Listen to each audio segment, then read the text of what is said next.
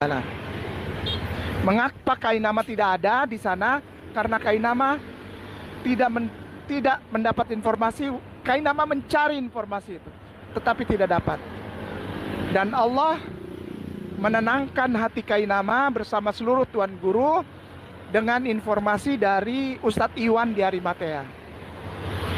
Saudaraku sayang, muslimin wal muslimah rahimahullah, ikhwanul muslimin, dimanapun Anda berada, mari yang terbaik adalah kita memberikan doa kepada guru kita, saudara kita pejuang mujahid mu'alaf Yahya Waloni Ustadz, agar Allah mengampuni semua dosa-dosanya, melapangkan kuburnya, menerangkan kuburnya, mengharumkan kuburnya, dan juga diberikan kelegaan sebagaimana raudhahnya Allah, taman surganya Allah.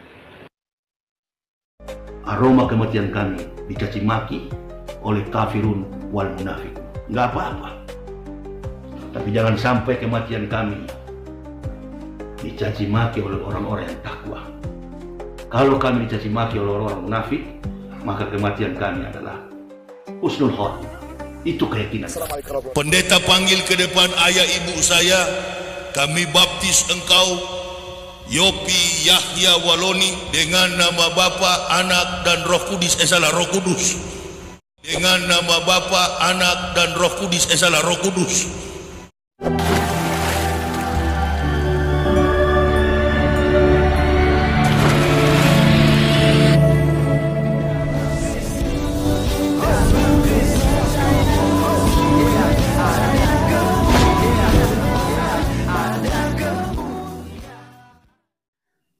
Salam Elechem Bisem Yeshua HaMashiach.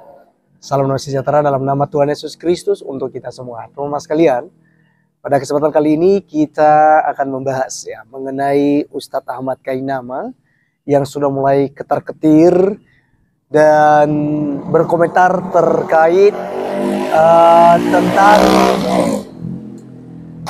kematian daripada si Ustadz Yahya Waloni yang saat ini sudah senang-senang dengan 72 bidadari, kawan-kawan.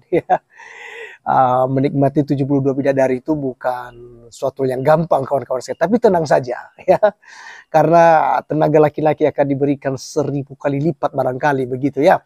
Nah, kali ini teman-teman sekalian, Ustadz Ahmad Kainama ini sebenarnya kurang lebih dengan Ustadz Yahya Waloni yang menebarkan tentang kebohongan terkait dengan latar belakangnya.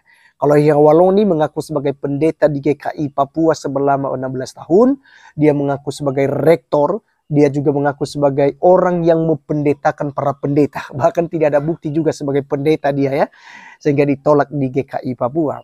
Lalu teman-teman sekalian, Ahmad Kainama apa? S1-nya di STT Jakarta, S2-nya itu di Leiden, Belanda. Kemudian yang ketiga katanya itu di Haifa, Israel. Ya gitu, saya tidak tahu S4-nya itu di mana begitu.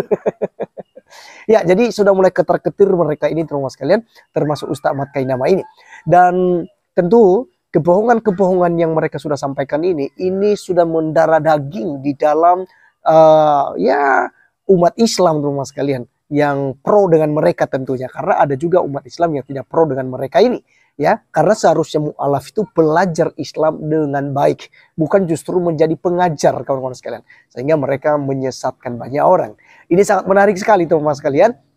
Dan kali ini kita akan berbicara terkait apakah Ustadz Yahya Waloni yang adalah penghujat kekristenan, penghujat Roh Kudus, seperti yang kalian dengar biasanya dia mengatakan itu Roh Kudus, itu bukan Roh Kudus. Alkitab sudah dipalsukan dan segala macam penistaan, penghinaannya terhadap kekristenan dan kepada Tuhan Yesus Kristus. Maka dia pernah tantang, jika Yesus adalah Tuhan, biar dia mati saat ceramah, dan itu sudah terkabulkan. Yang menjadi pertanyaan kita, apakah Ustadz Yahya Waloni ini benar-benar mendapatkan 72 bidadari atau tidak, kawan-kawan sekalian? Karena ini kan merupakan ajaran mereka bahwa mereka akan mendapatkan 72 bidadari, begitu ya. Kalau mereka itu mati dalam dakwah mereka, berjihad di jalan Allah, itu mereka bisa dapatkan 72 bidadari. Nah, ternyata teman-teman sekalian menurut Ustadz Tasin Ngaji, dia mengatakan bahwa ya itu hanya sebagai ceramah di zaman atau metode dakwah, metode ceramah, ya khutbah yang disampaikan oleh Muhammad ya di zamannya. Itu tidak benar-benar ada 72 bidadari. Saya juga baru tahu demikian. Nah, untuk memastikan hal ini, kita dengarkan Ustadz Tasin Ngaji dulu teman-teman sekalian. Berikut videonya. Dia sudah metong, artinya sudah mati. Hore, dia sudah metong. Om Yahya Waloni akan bahagia bersama bidadari. Nah, ini pernyataan yang hemat kami tidak beradab. Kenapa? Karena tidak mengetahui bagaimana sejarah di dalam Islam, kemudian tidak mengetahui bagaimana kontekstual hadis, bagaimana ketika hadis Nabi SAW menyampaikan tentang bidadari itu, tidak mengetahui asal usulnya, kemudian konteks sejarahnya, bagaimana penerapannya di masa waktu itu ketika Nabi SAW menyampaikan kepada orang-orang masyarakat pada di zaman-zaman sahabat Nabi SAW itu. Karena kalau misalkan kita melihat dari hadis-hadis Nabi SAW, semua hadis Nabi kita bisa catat atau kita bisa lihat dan silahkan cari di dalam hadis Nabi SAW, mau itu yang diriwayatkan Bukhari, Muslim atau An-Nasai, Ibnu Majah, Abu Daud, At-Tirmidzi dan lain sebagainya. Silahkan cari satu hadis di mana Nabi SAW meminta kepada Allah agar diberikan bidadari di akhiratnya Allah Subhanahu Wa Taala. Silahkan cari, yakin dan tidak akan ada di dalam hadis Nabi SAW di mana Nabi meminta kepada Allah agar diberikan bidadari di surga. Tidak ada ikhwafillah. Nah, artinya apa? Di sini ada metode dakwah Nabi kepada orang-orang kala itu. Masyarakat jahiliyah itu terkenal dengan, mohon maaf, kita katakan dhannal jahiliyah, hukmal jahiliyah. Maka mereka akan mendapatkan 72 bidadari, semisal seperti itu. Sebetulnya itu ajakan Nabi SAW agar tidak melakukan apa yang Allah larang di dunia ini, yaitu dengan melaksanakan zina dan lain sebagainya. Jadi kalau bahasa kitanya seperti ini, nih, daripada Anda itu berzina di dunia ini, daripada Anda melakukan hal yang kemudian Allah tidak rela, Allah haramkan, maka tahan, sabar, Anda menikah dan nanti Allah akan berikan bidadari. Oke, teman-teman sekalian, itulah yang kita sudah saksikan bersama dari apa yang disampaikan oleh Ustadz Tasin Ngaji. Di mana teman-teman sekalian, dia membantah bahwa ada 72 bidadari. Itu bukan benaran, itu hanya berupa khayalan, itu hanya janji agar orang jangan berzina di muka bumi ini katanya, atau melakukan perbuatan-perbuatan yang semacamnya, ya kan begitu ya. Nah, jadi ternyata Yahya Waloni, kalau kita menggunakan logikanya si Tasin Ngaji, maka Yahya Waloni itu sedang kena prank, teman-teman sekalian. Dia selama ini berjuang untuk menghina Kristen, menghina ajaran Kristen, berjuang untuk mengolok-olok bahkan menghujat Roh Kudus, teman-teman sekalian. Ternyata ya 72 bidadari yang dijanjikan kepadanya semuanya zong, semuanya itu nggak benar, itu hanya khayalan, kawan-kawan. Ya, itu kalau kita ikut logikanya daripada Ustadz Tasin Ngaji, ya, sampai berkomentar ya dengan thumbnailnya si Rudy Yohanes itu, sang debater. Ya, bahwa ya ini tidak beradab katanya, ya. Jadi karena tidak mengerti tentang hadis-hadis daripada Rasulullah, ya. Nah, teman-teman sekalian, saya ada satu video yang sangat menarik sekali di akhir video saya ini ya teman-teman sekalian. Silahkan tonton sampai selesai nanti. Ini bertentangan dengan apa yang disampaikan oleh Ustadz Tasin Ngaji. Mana yang kita ikuti?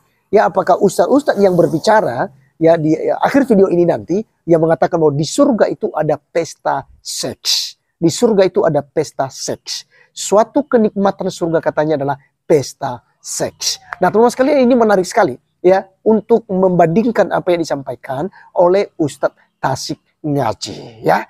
Maka teman-teman sekalian, kalian sudah bisa melihat sendiri bagaimana kebenaran, bagaimana dengan ajaran yang harus diikuti, gitu ya. Kalian bisa membandingkan itu. Makanya berguna sekali untuk kita belajar ilmu perbandingan agama ini, sehingga teman-teman sekalian bisa memilih agama mana yang masuk akal bagi Anda, agama mana yang menyelamatkan Anda, dan agama mana yang bisa membawa Anda lebih baik, dan terlebih membawa Anda untuk memperoleh hidup yang kekal. Mari kita simak video beberapa ustadz yang ada berikut ini. Kalau laki-laki masuk surga dikasih bidadari 7 orang, bagaimana dengan wanita? Apakah dapat 7 pangeran? Wanita yang terlintas di pikirannya ingin dapat 7 pangeran tak masuk surga. Kalau ada ibu berpikir akan masuk surga lalu punya suami 7, itu dijamin tak masuk surga. Nikmat yang ada dalam surga adalah pesta seks. Minta maaf, karena inilah yang kita tahan-tahan di dunia. Inilah yang kita tahan-tahan di dunia. Dan kenikmatan terbesar yang diberikan Allah Subhanahu wa ta'ala di surga adalah pesta seks. Adalah pesta seks. Adalah pesta seks. Oke, teman-teman sekalian, itulah beberapa ustadz yang berbicara. Dan silakan teman-teman sekalian memilih sendiri. Apakah kalian suka surga yang ada pesta seksnya? Maka Anda harus mualaf ini. Orang-orang Kristen, Anda harus masuk ke agama Islam saja. Ya, karena Anda akan mendapatkan surga seperti itu. Tetapi ketika Anda masuk di dalam kekristenan, maka itu tidak ada. Karena Yesus berkata, kamu sesat karena kamu tidak mengerti kitab suci maupun kuasa Allah. Orang setelah dibangkitkan itu hidup seperti malaikat. Maka tentu saja kita bukan lagi dalam tubuh manusia yang fana ini, tetapi dalam tubuh kemuliaan yang dimana kita hidup seperti malaikat yang tidak memiliki gender, tidak memiliki jenis kelamin. Ya. Nah jadi teman-teman sekalian, pilihan ada di tangan saudara semua. Tuhan Yesus memberkati, sampai ketemu di video berikutnya. Salam.